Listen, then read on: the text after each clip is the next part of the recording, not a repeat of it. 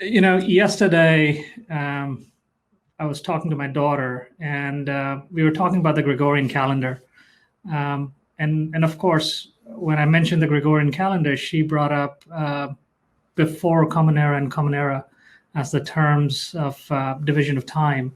And I had no idea that the terms had changed. I grew up with before Christ and Anno Domini, and so it was just fascinating, this entire discussion. And what it made me realize was that our generation will be defined by before COVID and the COVID era, because quite a bit changed because of this one virus. And what a year it was, right? These are the stories we'll probably tell our grandkids, that we lived through a global pandemic and survived it, through shutdowns, having to work from home, having to teach our kids at home.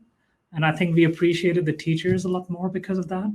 Travel restrictions, economy was in tatters. We lost friends and family members. I think mental abuse and substance abuse was really, really high. And we had a much higher loss because of those things. Things we did to do unwinding at the end of the day or the end of the week were just impossible, right? We had to socially distance. We couldn't see aging parents or colleagues and friends. We couldn't work out in a gym or watch a sport or a movie at a theater. Our supply chain was disrupted.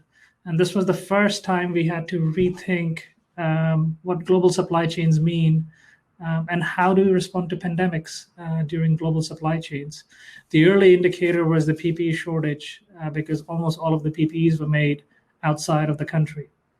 And then the digital divide, right? As we moved more things to be done digitally, the big realization was that there were the haves and the have-nots, those who had gigabit pipes and those who did not. And it had deep implications in terms of how they can interact and engage in a really digital economy.